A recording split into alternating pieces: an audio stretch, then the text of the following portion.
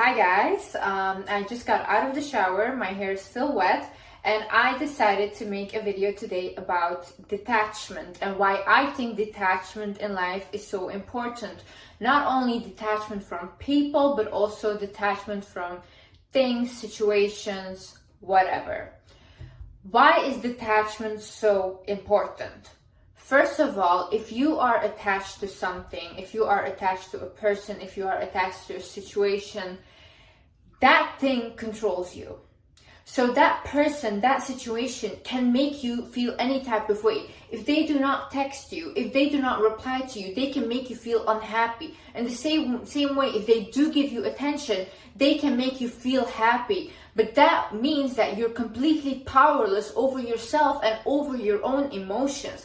This can get so dangerous to a point where a person can take their own life because they're so attached to someone or so attached to a situation. I think this is a very important subject to talk about. Also, if you're attached to something that might have happened before in the past and that's the only thing you hang on to, then you can also not move on in your life. So in order, we need to completely detach. And we need to realize a lot of things. And in this video, I am going to show you what you need to realize in order for you to detach. Hi guys, my name is Liz and welcome back to my channel. Okay, so first things first. You need to realize that when you're attached to something, you are operating from your ego. I read this book recently. It's from Gabriel Weinstein. And it's called Spirit Junkie. I absolutely love the author. Definitely check it out. And in this book, she was kind of talking about detachment. And she basically said that our true essence is love. So we are love. When a baby is born, a baby is just, loving. A baby doesn't hate themselves. A baby is just like joyful and happy about life.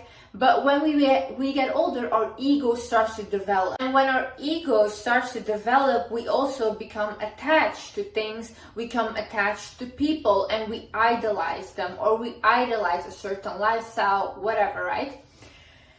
You have to realize that this is your ego. This is not you, and this is not your true essence. This is not your love. If we were thinking from a love standpoint, we would believe that we can have everything we want and we can create anything we want and we can be with the person we want because we have that self-love. And when you have that self-love inside of you, when you're not controlled by your ego, then you attract also everything. You would not get attached to someone or something because you know that you have abundance in your life. You know that whatever you want would come for you regardless. Because you know that you were that you were put on this earth to be blessed. Just because you are breathing, you can be blessed. You would know that your existence is enough to attract miracles. There is no lack in life if you're operating from love, but our ego makes us believe that we're not good enough. Our ego makes us believe that another person's life is better than you and that you cannot have that. But that's not reality. Our ego makes us put other people on a pedestal and makes us obsess over them because it makes us feel like we're not good enough and we will never be on their level. But if you put yourself and that person that you idolize in a situation where, for example, you guys are in a plane crash together and the plane is falling down, do you think that other person is special? No, you wouldn't look at them that way. You would literally all just be fearing for your life, I think this is also a big misconception about the things that I preach because I love to say, you're amazing, you're special, you're unique to myself in the mirror. But that's also what I say to myself, to help myself with my self-confidence and to work on my inner child and healing my inner child. But at the same time, I do not go out and think that I am better than anyone or that I'm special or that I'm unique. I'm not. We're all equal and we're all connected. I have said this multiple times. I bleed, you will bleed. I leave this earth, you will leave this earth. And another way we get attached, especially in a relationship, is because we think like, oh no, I will never find anyone like that again. But see, that's why you are in this lack mindset.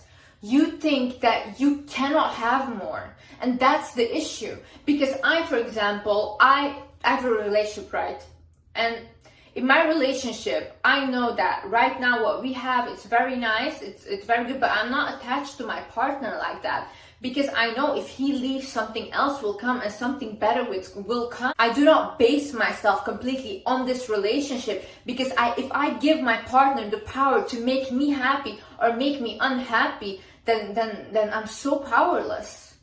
It all depends on me. I can make myself happy. I can make myself fulfilled. And whatever he gives me is just extra. I'm not looking for someone to complete me, because I'm complete myself. Anyone that has been in a long-term relationship knows that if you do not have that individuality in the relationship, and if you do not have separate hobbies, separate things that you guys like to do as well, you will become depressed. Because at the end of the day, everyone likes their space. Everyone needs some space sometimes, and you have to understand that. You have to realize is everyone that comes into your life has a purpose in your life.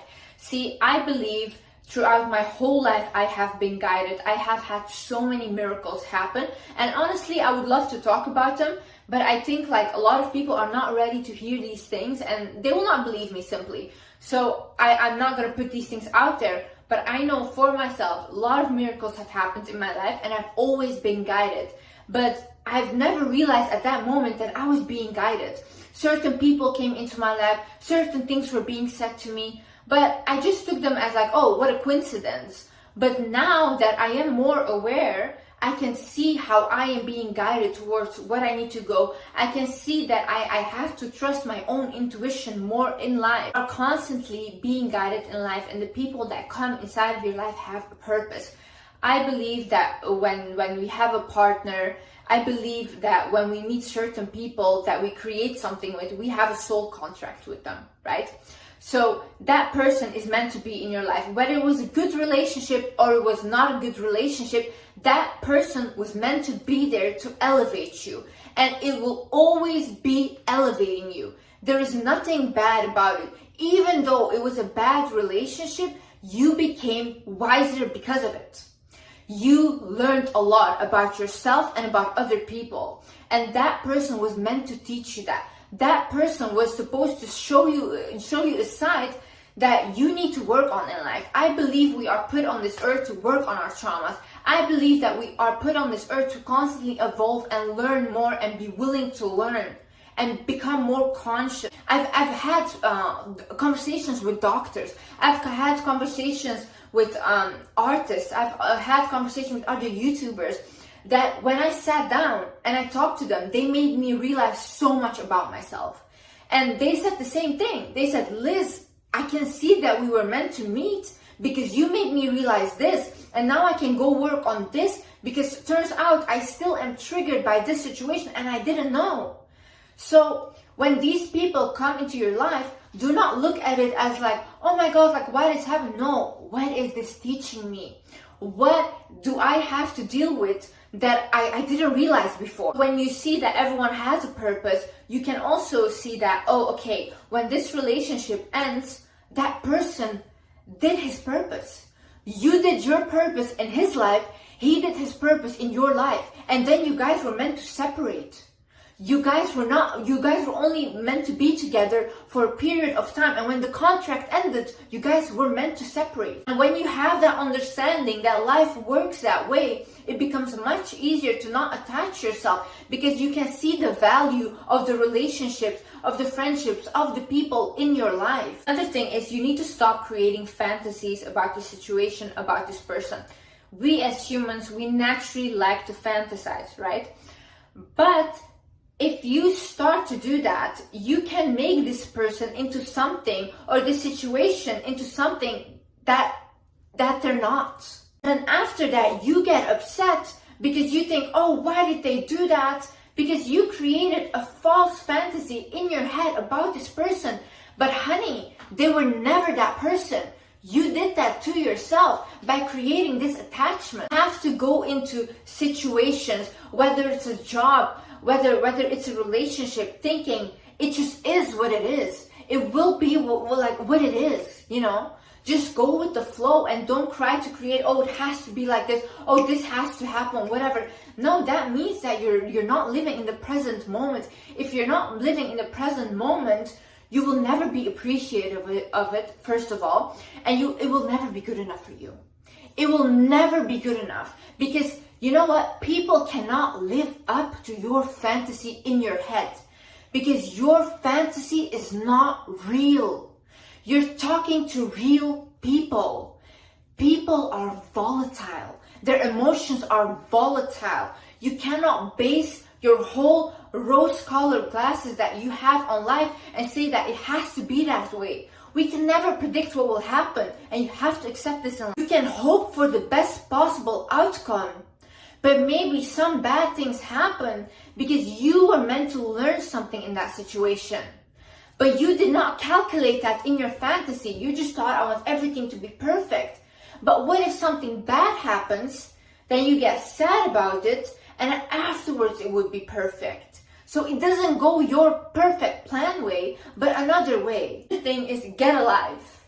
Like, honestly, I think people that are so attached to other people, that are so attached to situations or whatever, I think these people have no life. Like, honestly, because how can you even have the time to constantly focus on someone else? If you're constantly focusing on someone else, or if you're waiting on your phone, like, please text me, like, do you have nothing to do?